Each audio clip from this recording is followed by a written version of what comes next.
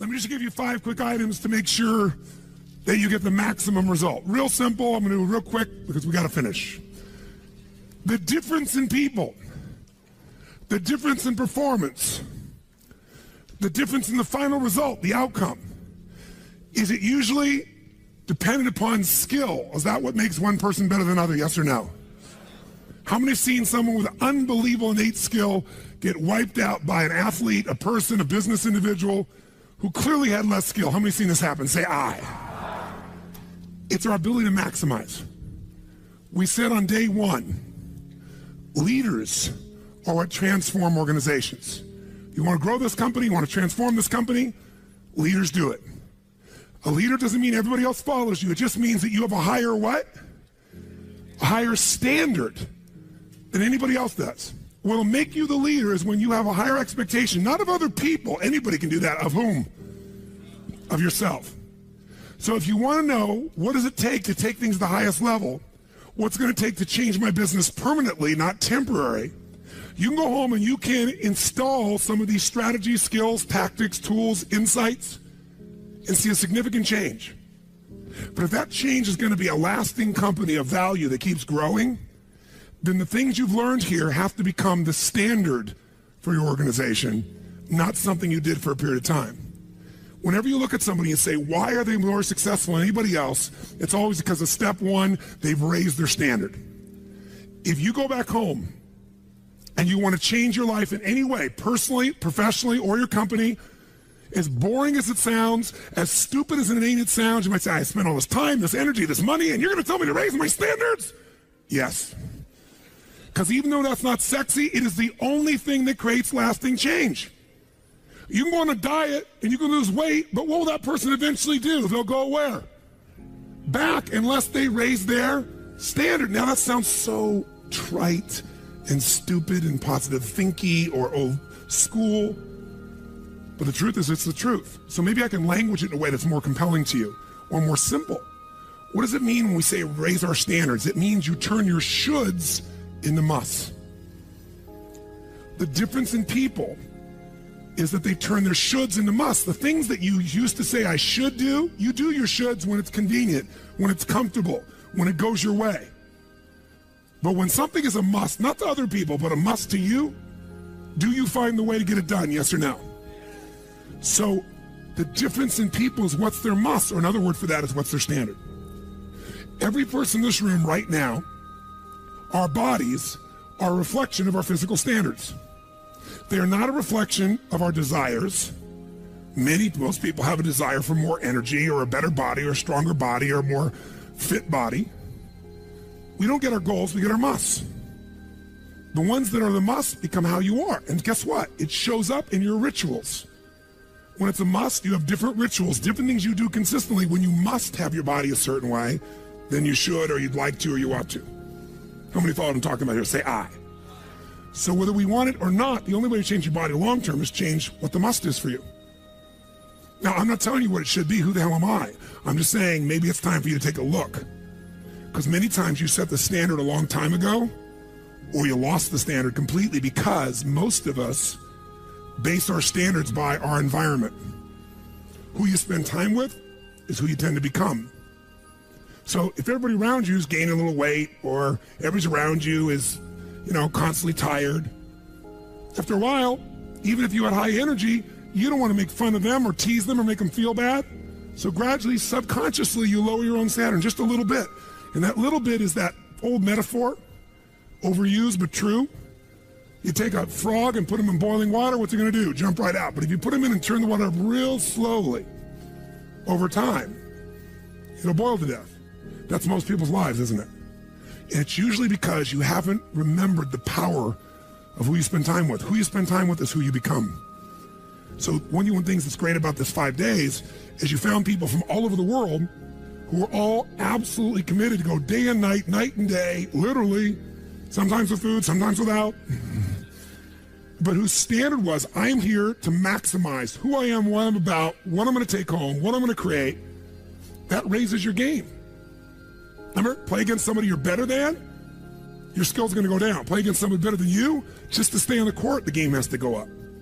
Want to change your life? Raise your standard. Want to raise your standard the most? Get around where it's better. Surround yourself with people playing the game much higher than you are. So just to be around them, your game has to rise. That's part of what we try to do. When we come into a company, we create that by raising the standard amongst them. Or you got to do it by yourself, but you got to do it. How many agree with me on this? Say I. And it starts with whom?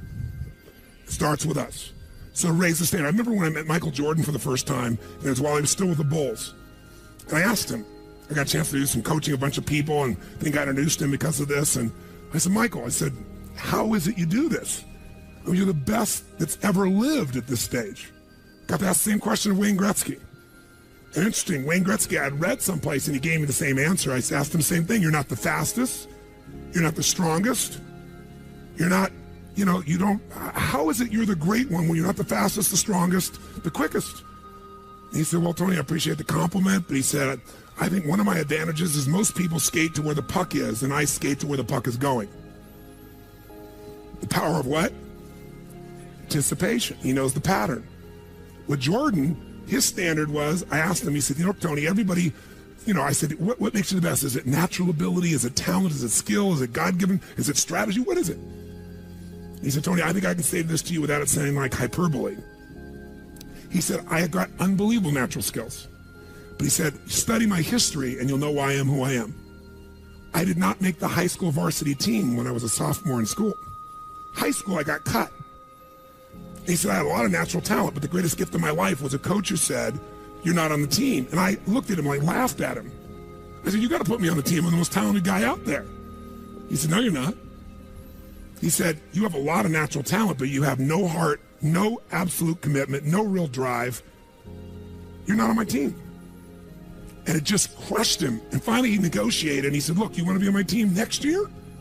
Simple. Meet me every morning before school for a one-on-one practice, and I'll take this raw talent and I'll teach you discipline. I'll show you how to raise your standard. And if you show up the whole year, I'll guarantee you a spot next year. And if you don't, probably the same outcome's going to happen when you try out next year. He couldn't believe it. And guess what? Most people don't know. Michael Jordan got up every morning and drilled and drilled and drilled and didn't get to be on the team. And next year he was on the team, and he was not only good, he was great. Guess when his career exploded? When he lost again, championship to Detroit. And he was on the bus. He said he was crying in the back of the bus, physically crying, pissed off at all the other players that they hadn't done their job. And something inside of him snapped and realized, crying, whining, blaming everybody else is not the problem. I need to raise because he realized that's what did it for him originally. And you know what he did that year? He lifted weights like never in his entire life. He decided he was going to dominate every person, every floor, every place, every spot in the country. He's going to be stronger than anybody. He practiced like he'd never practiced in his life. And oh, by the way, he won how many NBA championships? How many in a row? 3. Retired, came back and won how many in a row? 3. Never anybody in history would even dream of such a thing, especially after retirement. That's the power of raising your standard. But guess who he competes with? Michael told me one time, he goes, Tony, if I competed with other people, I wouldn't be who I am. He said, my competition is with the best I can be. They're trying to compete with me. That's why I beat them. Because they're competing with where I am. But I'm competing with where I can be. Think about that mindset. Think how your life would be different if you raised the standard of what you expected from yourself, not your people, yourself, to that level. How things could shift. It's all about changing your shoulds to musts. It's all about going back and saying, this is how it's going to be.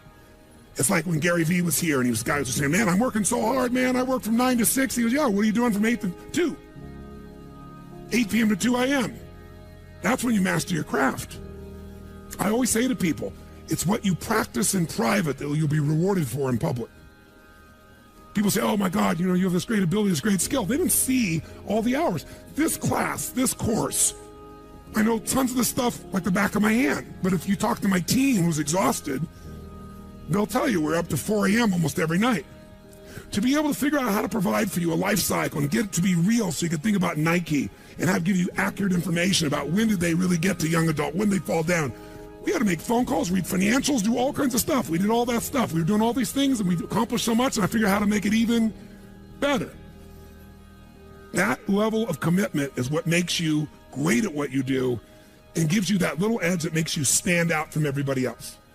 And that standing out is what makes somebody absolutely own an industry or brand themselves like nobody else in the world. That process is what this is about. Raise your standard. When you got to go home, you got to say, where are we going to raise the standard? What am I going to take that's been my should and make it absolute must? Where are we going to do that as a team and how are we going to pull it off? Now, who here has ever, by the way, your income right now is a result of your standards as well. It's not the industry and it's not the economy. Who here is making more money today than you made 10 years ago? Let me see your hands. How many feel like it's not enough today? Let me see your hands. And how could that be? Real estate's so cheap now. Computers are cheaper than they were then. You get so much more for your money. Because once you achieve a level, who knows what happens? You immediately, you close the gap, you create a new gap. That's because that's what makes us grow. Who's willing to go back to where you were 10 years ago? Not many. Some of you would be because it's gotten worse in the last 10 years for you. But the majority, there's no way. See, once you're fortunate enough, if you don't like cleaning house, once you're fortunate enough to have somebody clean your toilets, you will not be doing that again. Unless you like that. You'll find somebody who loves cleaning toilets and you will pay them handsomely. Because now to go back and do that, once you've had the privilege of not having to do that, it's a different game. It's a gross metaphor, but who gets what I'm talking about here? Say I. Once you have a must, you find a way to get to it. Every one of you in this room is earning what you must earn, not a dime more. Don't get me wrong, you might have big goals, big desires, but it's not a must for you.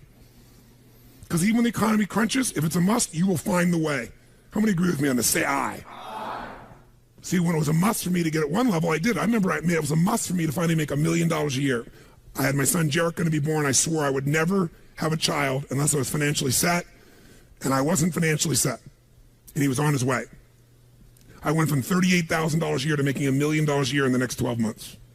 That was all BS. In my head, I thought all my growing up, all the pain was because my parents fought because there was no money. They would have fought anyway.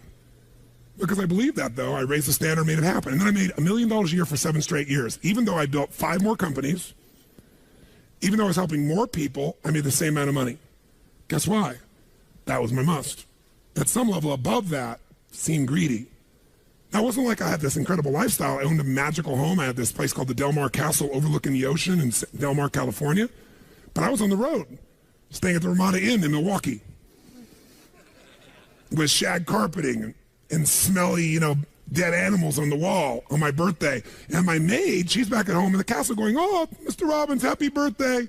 Oh, I can't help thanking you. It's so wonderful. Oh, Mr. Robbins, it's so beautiful here. I was sitting out in the jacuzzi overlooking the ocean. Oh, yes. Oh, I've lost 22 pounds. I can't tell you. It's been so amazing. I get on your Stairmaster and I watch Oprah. I love your gym, Mr. Robbins." And I'm thinking, she's got a multi-million-dollar lifestyle. How many can relate to this in some way, right? So I went from 38,000 to $1 million because I changed my income. It became an absolute what? It was nothing about money. It was about growing. Because I knew to make more, I'd have to help more people. I'd have to expand. And I came with this goal. I wanted to feed all the people in San Diego that were homeless. First, my goal was 1/3 of the homeless people. And then my goal was everybody. I said, if I can go from 38,000 to $1 million, I should be able to go from $1 million to $3 million in 3 years. And I did it in 12 months. I found the why. I found the reasons. I got a different RPM. But it became a must for me, not a should. You're meeting your must, my friends. Maybe it's time to change your must. Some people's must is to survive. Some people's must is to be okay. Some people's must is to have freedom. Some people's must is to have more than they could possibly spend. Some people's must is take care of everybody around them. Whatever your must is, you're going to get it. When you leave here, get clear on your must. Or raise your what? Step 2, real fast. I'm going to do it real fast. Who here's ever raised the standard and you get out there and you go, I'm going to go do this, and I'm committed. I'm going to change this. I'm going to make that happen. I'm going to lose 50 pounds. I'm going to take my company to the next level. And you're all excited. And then all of a sudden this voice in your head goes, who are you kidding? Who's ever had one of these? Raise your hand. Say I. So once you raise your standard, you got to get certainty behind it. You can sustain it. And that means you got to change your limiting beliefs. You got to change your limiting beliefs. And who has limiting beliefs, by the way? Who? Everyone does. So you got to become aware of it and you got to destroy it. Now, how to do that? Honestly, if you've been to the UPW, you know how. If you haven't, come join me in San Jose or someplace else. And who has limiting beliefs, by the way? Who?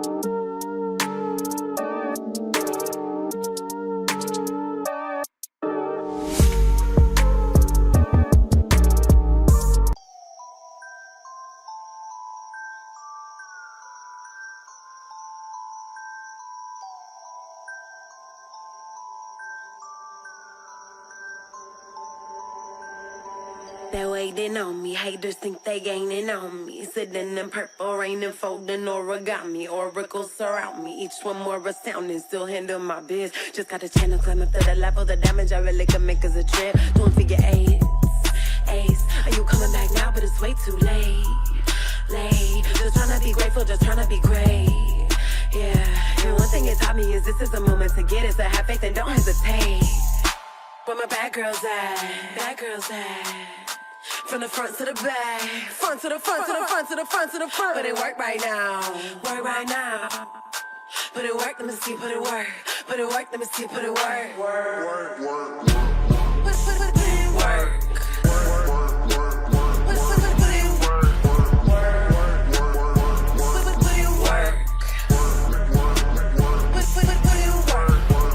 Never land, never let my feet touch the floor. I just flow in my zone, you can't touch us though. Keep it moving, UFO, I just got to go. I can't touch the floor. Take that, break that with a bit. Everyone does. So you got to become aware of it and you got to destroy it. Now, how to do that, honestly, if you've been to the UPW, you know how. If you haven't, come to join me in San Jose or someplace else and come through the experience. When you change your limiting belief, everything changes. Because as you believe, so is it done unto you. If you believe you're right or you believe you're wrong, you're right. Because whatever you're certain about, you find a way to support it. I always teach people to exercise. Try this. And if you know it, do it fresh. Look in this room real fast for everything that's brown in this room. I'm going to give you a test. What's brown? Quick, look for brown, look for brown, look for brown. Brown hair, brown clothing, brown. Close your eyes. Tell me everything you saw in this room that's red. Raise your hand if you see more brown in your head than red and say I. Open your eyes. Now look for red. Look for red. Look for red. Look for red. Look for red. Look for red. Look everywhere for red. Look for red. Raise your hand if you found more red this time. Raise your hand. Say I. Why? Because you're looking for it. Because whatever you focus on, you'll find. In fact, you'll find stuff that's not there. How many saw beige, called it brown just to feel successful? How many saw burgundy, called it red just to feel successful? See, once you believe something is a certain way, out of your need for certainty, you'll change things to meet that belief. Let me show you in 2 seconds flat why the rich get richer and the poor get poorer. I call it the success cycle, real fast. Draw yourself 4 squares, put them up on the screen here. You'll see, as I do this, take a quick look. You'll notice you've got the word potential up in the left-hand square. Up in the right-hand square is the word action. Bottom right is the word results. Bottom left is the word belief. Or another word for that would be a sense of certainty. Potential, action, belief, results. And notice there's arrows in a clockwise fashion where they just keep feeding each other over and over and over again. So again, it's potential, action, results, belief, or another word for that would be certainty. Now, do you ever notice how rich people tend to get richer and poor people to get poorer? And I don't just mean rich in financial terms. I mean people that are rich emotionally. Do you ever notice how happy people tend to get happier? And depressed people tend to get more depressed? How many found this to be true? Say I. It's because the power of momentum and what I'm about to show you. So let me show you something here. What's the potential of any human being? You tell me, quick. Unlimited. Do most people's results reflect that true potential? Yes or no? No way. Why? Because most people aren't taking enough what? But is it possible to take a lot of action and still get lousy results? What if you got a salesman that works for you and they walk out and they knock on 100 doors and they say, you wouldn't want to buy anything from me, would you? Or they don't say that verbally, but they say it non-verbally. Is that going to affect their results? Yes or no? So it's not enough even to take enough action, because when we believe it's not going to work or we're uncertain, does that affect how much of our potential we tap? Yes or no? See, if you don't think it's going to work, you're not going to put out a bunch of your energy when you think it's going to fail. And by the way, when you're not sure, you tap little potential. Do you take little or a lot of action? When you're not sure, when you think it's not going to work, do you take massive action or little action? Now, when you take little potential with little action, what kind of results do you get? Little lousy results. And when you get lousy results, what does that do to your belief? You go, see, I told you it wasn't going to work. Told you it was a waste of time. And then, by the way, when you have less belief, how much more potential do you take? More.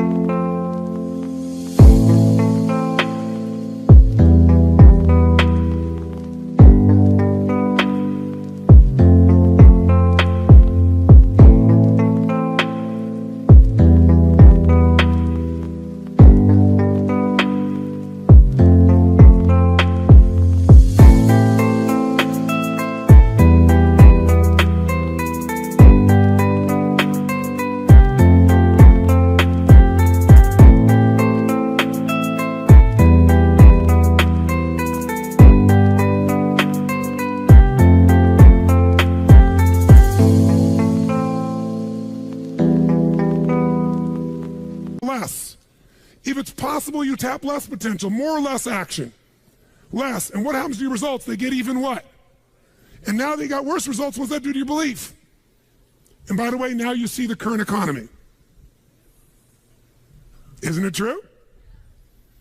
Everybody out there is going, oh my God, the results are so bad, it's going to get worse in the future, so I better pull in my horns, there's less potential, so I'm not going to push as hard. I'm not going to take much action. Oh my God, I'm getting lousy results with little potential action. Oh my God, it's going to get worse. That's what creates a recession, depression, whatever you want to call it. How do you change that? By the way, can it work the opposite direction? What would happen if something inside you gave you so much certainty inside of you that you felt absolutely certain that recession was your friend, that the worst economy for you was the greatest time on earth, that all you had to do was manage your state and apply your fundamentals and immerse, stay coached so you don't get off target, keep taking action, and you could own your business and you go to other people's businesses. How many believe that, by the way, now? Say aye. When you have that kind of certainty, are you going to use more of your potential when you go home or less? Which one, my friends? Are you going to take less or more action? When you are certain and you use lots of your potential with massive action, what kind of results do you get? Massive action gets massive results. What kind of belief do you get now when you get better results? You go home, you use your core story. You go home and you take one of these techniques, you get a different response. You go home and you stimulate a new source of profit or income. You go home and you add a service. You go home and do anything. And it works. Your brain goes, yeah, it works. Now, by the way, at Home X, we went in there. Thank God we went in there because they took our stuff and it looked like it wasn't working. Do you remember that? Yes. Because some people there didn't want the change to happen. So we had to dig in and find out it was working. We knew you can't take action. You can't sow that seed and reap nothing. So we uncovered what was really going on. You're going to have to watch for the same thing, depending upon the size of your organization. But bottom line, when you get great results, belief gets stronger. Now you're totally certain. Are you going to use more or less potential, my friends? Which one? More. You're going to take even more what? Going to even greater what? Even more certainty. And now what happens to your business? Boom, boom, boom, boom, boom, boom, boom. And now you have a different momentum. And so your economy does not have to reflect the economy. You get to create your economy. You get to decide whether you freeze to death or ski or snowboard. It's winter, but you can have the best time of your life. It could be a sunny, beautiful, magical time. But what you got to do is you got to manage this process. In order to do it, you got to change your limiting beliefs. And this week has been about doing that by giving you so many tools and examples that you'd be immersed. But I promise you, when you go home, all this is going to be tested. A, because all the stuff that's waiting for you after being gone for 5 days. B, all the people there you work with, their limiting beliefs, whether you have one employee or two because you're an army of 1 or 2 people, or whether you got 10,000. And so you have to be able to implement. This, by the way, I'm not here to sell you, bring us in if we can help. Do you think we could help? Yes or no? Yes or no? Bring us in and we'll do it. Or get your team together and find a way to make sure this momentum goes in the right direction. Make sense? This is the must. If you have this high standard, but you don't really believe because the momentum's in the wrong direction, having the tools will be worthless. That's where certainty, that's where everything else we teach, that's what I do in my events, that's where you guys have been there before, that's what you got to bring to the table. What are the 5 keys for integrating this? Number 1, you got to go home and raise your what? Come on, guys, raise your what? Which means turn your shoulds into. Step number 2, you got to go out and change your limiting what? Find anything that's limiting you and destroy it. What's the fastest way to destroy it? You can do it very quickly by producing the results in your mind over and over again. Or, why do you think I get people to walk on fire? Because they think it's impossible. When they walk in this fire, mentally you might say, oh, I can do it. But when they get in front of that fire and it's 2,000 degrees burning hot coals, it gets their full attention. And suddenly they have a state change. And when you get yourself in a state where you can storm through fire, it's not about fire walking. The state you're in to get yourself to walk across fire is the metaphor for anything that used to stop you, the fire of your life. And by the way, when you cross fire and you're on the other side doing something you once thought was difficult or impossible, it's that easy, your brain goes, what else can I do that I thought was impossible? It's unbelievable. It's not intellectual, it's emotional. Plus, after fire walking, cold calling is not a problem. You get the idea, ladies and gentlemen? All right? So what we're really talking about here is changing your beliefs. Now, here's the 3rd key. If you're going to get maximum results, you got to model what works. We brought you for 5 days and nights here, models of what works. Go back and get them. Now here's where the challenge is. How many got tons to do in your normal...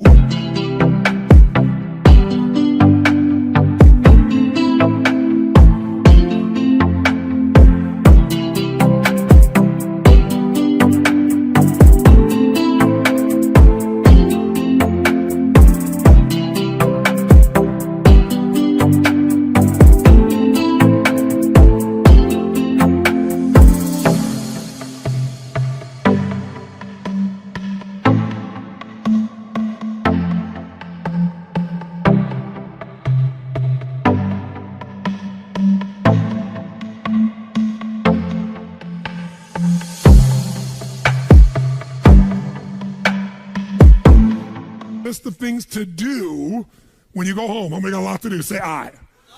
How many have a lot of outcomes you got to go after? Say I. How many have the same amount of time you had before? Say I. So in your business, if you need something to get done, you get it done because it's an absolute what? Or you hire someone to get it done. Hire us, hire someone else, get somebody inside. But are these things you're going home with musts or shoulds? Which one? Do whatever it takes. You say, I don't have the money. You don't have the money not to. Forget us. Hire somebody as an individual who knows what they're doing and put them in there. Leverage yourself. The only way you're going to get the game bigger is by taking a little bit of what, my friends? Risk. But that means get yourself some resources. Be resourceful enough to get the resources. What's great about this? What is this opening? What is this creating? What's possible? What have I not seen? This is going to make me see. What have I learned from this? What can I learn from this? What am I willing to do to still have it the way I want it? That's the fourth step. You intensify, and you innovate. And then there's the final fifth step. And that fifth step's really simple, my friends. And that is step up and give. Step up and give more than anyone else could possibly expect. The ultimate transformation happens when you stop trying to get and you start to give. Whenever you're at your best, you're giving. I remember so vividly driving in my car, my Volkswagen Bug, and I was struggling, and I was 19 years old. I was driving on a freeway in San Gabriel Valley, the 210 freeway, I'll never forget. And it's midnight, and I'm frustrated. I felt like I tried everything, and I had these big hits, like the one you just saw, and nothing was going my way, and I was frustrated, and I kept thinking, how come I'm not getting what I want? And all of a sudden, it just hit me on the freeway. I pulled over the side. It was almost midnight. No cars really around. Grabbed my journal. I wrote, I still have the journal to this day from when I was 19 years old. Full page. And I wrote, the secret to living is giving. And I realized why I wasn't doing well. Because I all focused about what I wasn't getting. I was not focused on what I was not giving. And the whole game changed.